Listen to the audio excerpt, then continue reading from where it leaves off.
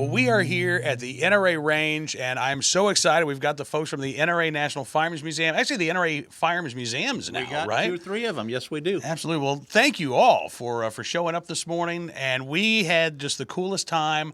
I love visiting the museum. I love getting to see the guns on display.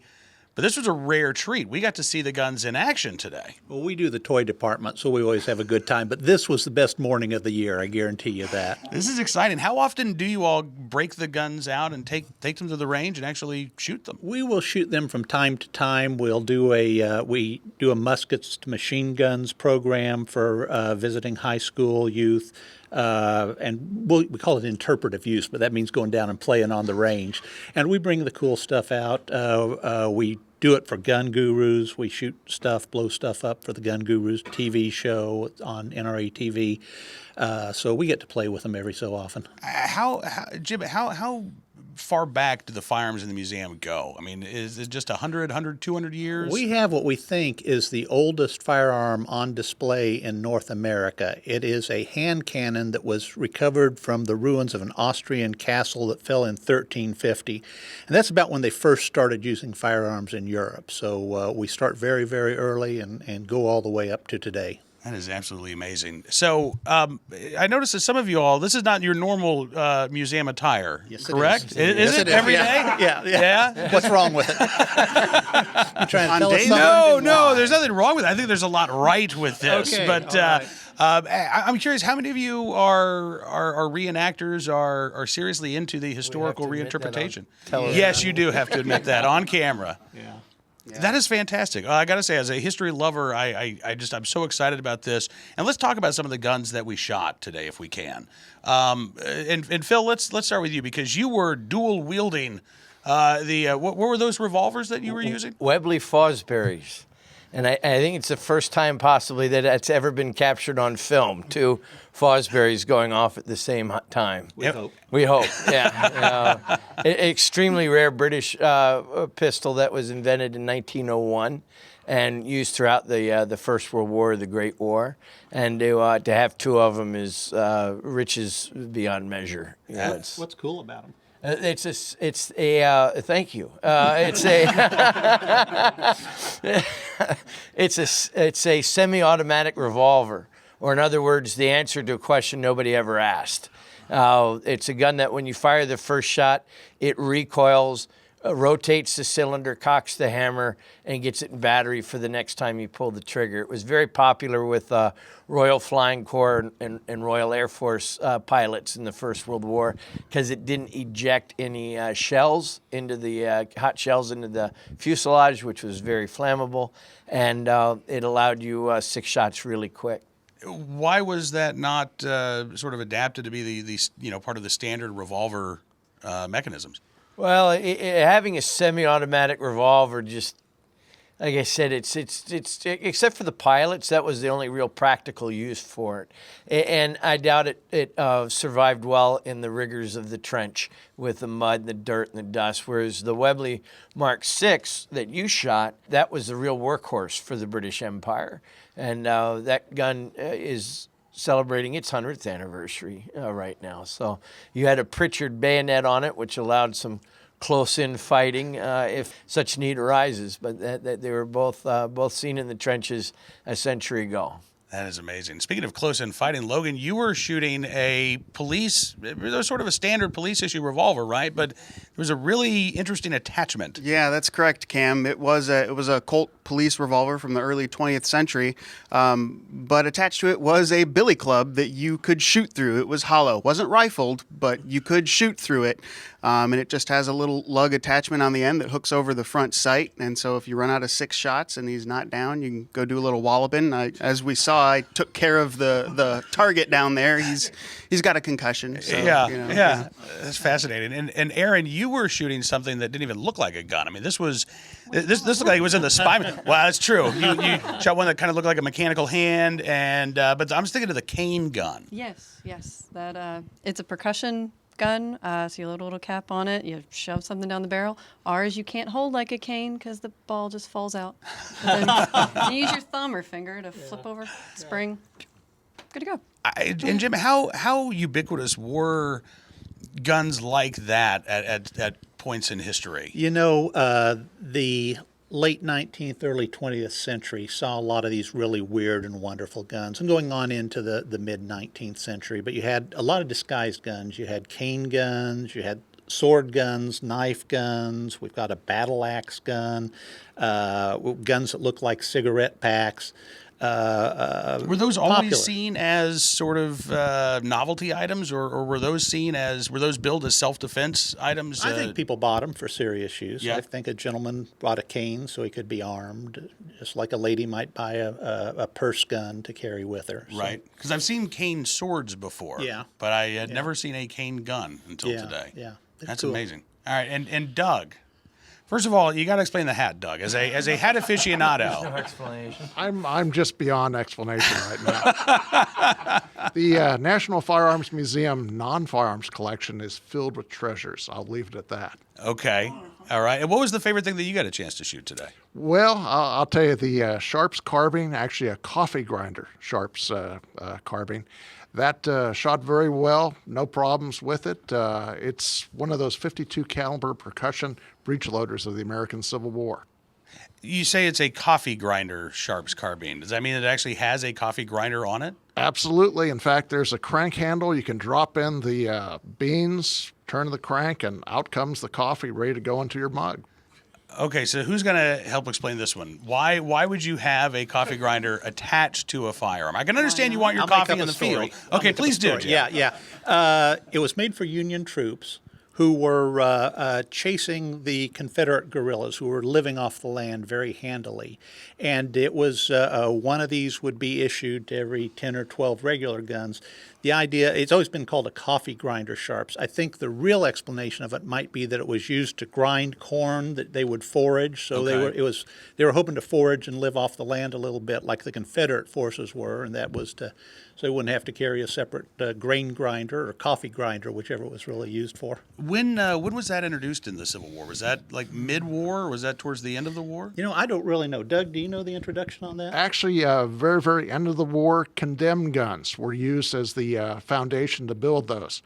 Might be an indication they didn't think it was that great of an idea if they used guns they couldn't use for anything else. Right? There you go. I told Doug the reason he was shooting because he was so angry because it was decaf, and he said no decaf. Now, Megan, you started us off, and this was, I didn't even think this was a gun at first. I thought this was just jewelry that you were wearing. What were you shooting? It was a ring gun. It's a percussion gun. And it's got a tiny, tiny little ball in there. And we shot it without powder in it, so it was a little weak and it didn't bust the balloon. But I imagine that it might have a little more power behind it if you put a little powder in there. Probably so. You say a percussion gun, so this was black powder in essence, or? Would have been a couple grains of black powder. Okay. What you saw was just powered by a percussion cap alone. So a little tiny lead ball in there with a percussion cap behind it generated enough to bounce it off the glove. You know, one of the things that you notice as you're seeing this sort of the evolution of some of the guns that we were shooting is that innovation has always been a part of firearms production and development. They're always thinking about ways to do things better, safer, faster, lighter. Yeah. I mean, does that just go hand in hand with the history and development of firearms? Well, the goals of firearms have been the same for centuries. You want a gun that's effective for its purpose, it has enough power. You want a gun that is safe to shoot, ergonomically comfortable. You want a gun that is accurate. And you want a rapid repeat shot without excessive manipulation of the gun. So you see this all through firearms evolution. The period I like best is when they're trying to develop the multiple shot firearms, and you see all these bizarre attempts to have more than the single shot muzzle loader. We saw some of those today. We did. Yeah, let's talk about the knock volley gun. Knock volley gun is way cool. I love the that fact I gun. got a chance to actually see that shoot Yeah, because I've seen yeah. it in the museum. This was, what, late 1700s? About 1804, 1805, it was a British Navy gun. Now, that is an original knock volley gun we shot. It's also one that was used in John Wayne's movie version of The Alamo, Richard Widmark as Jim Bowie. They gave him one of those for the movie, so who knows. it's an indication of the trust our staff has. Phil loaded that for me, and he loaded it very light. I've been good to him all week, knowing that this was coming up. I'm not a black powder guy. But that gun originally had two problems. One was that it tended to dislocate the shoulder of the sailor that was shooting it. It was for the British Navy. And the other one is ball of fire came out of that, tended to put the rigging on fire on the ship. So there weren't a lot of them made. A lot of them were used once and thrown over the side. Okay, but, yeah, right. That's a surviving example. And did they fire one barrel at a time, or was it all always seven go at once? Okay. Yeah. There's a very slight delay. I don't know if we caught it or not, but there's just they come out of the barrel like that far apart. Okay. The round balls coming out of the barrel, but. Seven rounds go with one drop of the hammer. And then, Aaron, I think you had the pistol, right? With, was it 4 barrels? 3 barrels? Oh, Or the the duck duck foot. foot. Yeah, The that duck was a little foot. disappointing. It's anticlimactic. We had a little bit, made nice powder. Yeah, It made it's nice quite smoke. pretty. But what time period is that from? Early 1900s? Oh, mid-1800s. Mid 18. 1800s? Yeah. God, I'm in the wrong house. We weren't going to tell you. Yeah. Yeah, and who shot the who shot the gyro? Was it shot the Gyro Jet, The Gyro Jet. But Because it wouldn't go off. so tell me about this Gyro Jet. This was really, really interesting. I mean, it just didn't fire like a normal firearm would Because fire. it's not. It doesn't fire bullets. It fires rockets. Okay. They came out in the late 50s and basically discontinued in 1968 because they are 51 caliber. And it is a rocket. Everything you load it in goes out the end of the barrel. They made them in carbine and they made them in pistol. It's got the propellant built into the projectile, so it continues accelerating after it leaves the barrel. And instead of rifling, it's got these 4 little angled ports in the base of the bullet that put the spin on it to give it the gyroscopic stabilization. That is crazy. Isn't that cool? How do you find ammo for that these days? Very expensive. I would And imagine. a lot of them don't go off. We saw that. Yeah, I've got a couple boxes of them at home because I have 2 Gyro Jets in my personal collection. Oh, do you really? Yeah, a box of 36, and then I've got a box of 9. The box of 36 is probably worth $750. Yeah. Wow. Is anybody making new ammunition? I mean, No, you can't it's- reload that stuff, can you? Can't reload it. It was basically solid rocket propellant inside. Wow. When it leaves the barrel, it's moving about 350 feet per second. 50 feet away, it's moving 1,600 feet per second. So once you fire those bullets, and you're out. Then there's nobody making any more of this stuff. Correct. That's amazing. Having 2 gyro jets makes him one of the top 5 gyro jet collectors in the country. I would imagine. Yeah. But this is what I think is so neat about getting a chance to go out and see this is that not all of these guns, the guns are going to be around, but they're not always going to be able to be fired. I mean, we are looking at history here. We've moved on in a lot of ways from these developments and these sort of technological dead ends where they know what they want, but they don't know how to get there. And that's what I think is so fascinating is to go back and see, as you say, the germ of the idea of, well, it would be really great if we could, shoot more than once without having to reload. But how do we get to that point? And where was that sort of technological breakthrough, Jim, where all of a sudden, was it John Moses Browning? Was he the guy who Actually, figured it out? it was before that. It was Sam Colt for the handgun. He came up, he's credited with coming up with the effective repeating revolver. And, they tried multiple barrels. They tried all kinds of things. And then actually it was Smith & Wesson and then Walter Hunt who came up with the effective repeater for a long gun. It was a lever action. Smith & Wesson envisioned it as a pistol. That didn't work out. They sold their patent to an investor who was a shirt manufacturer. He liked the lever action, applied it to rifles. His name was Oliver Winchester. And that's where you get the effective repeating rifle, starting with the Henry and the Spencer in the Civil War, and then in the early 70s, a bunch of Winchesters. Was the war a prompt to push firearms technology forward, or was was that happening before the Civil War began, and it just sort of coincided, the two things? Yeah, exactly. Both. There were strong efforts going forward, but you saw a lot of adoption of the emerging technologies during the Civil War, both the repeaters and the concept of a self-contained cartridge. Those were huge steps that were advanced by the needs of the Civil War. See, I always learn stuff when I come out here. I love this. All right, so I've got to ask one last question, and we'll just kind of go down the line here. Is there a gun in the museum that you would like to shoot that you haven't shot yet, Jim? That Knock's my favorite to shoot. Yeah. I've done it. That was mine. What about you, Phil? Is there any gun that you just kind of stand in front of the case every now and then and say, one day? I wouldn't mind giving that that German belt buckle pistol a shot. That would be kind of neat to see how that works. And Aaron, what about you? We have a fist gun, so it's literally a gun mounted to a glove that you put it on and you punch someone, and it has a plunger, so when you punch them, you also shoot them. So I like that one. That is very steampunkish, though. That's pretty cool. Logan, what about you? I accomplished it today. Yeah. So Phil mentioned that the Webley Fosbury answers a revolver question that no one answered, and the 600 nitro hand cannon that I shot today answered a single shot question that no one ever asked. So yeah, I've been dying to shoot that one for the past 2.5 years, and my thumb still works. So I was gonna say, there really didn't look like there was a ton of recoil. It was a lot more manageable than I expected. I watched some videos of some unsuccessful attempts on YouTube yesterday and kind of had myself psyched up. Actually brought with us a police riot helmet just in case, but I opted not to wear it. So, but yeah, the 600 nitro pistol was definitely on my bucket list. When it says hand cannon right on the barrel, you know you're... How do you not shoot it, right? Yeah. But you were the only one that volunteered to step up and do that. Like I said, I was the only one dumb enough or smart enough or brave enough or whatever, to do it. Now, So. when is that? What time period is that gun from? That's a modern gun. That's Okay. built on a Thompson Center Contender frame, and then there's a company called Match Grade Machine that makes barrels in a variety of different calibers to adapt to the Thompson Center. And we have a lender who had 2 of them made, one in 5.77 and one in 600, and go big or go home. So we went with the 600 today. So if you ever were facing down a rampaging elephant, would you use that? Would you think that would be effective? No, I'd be running away.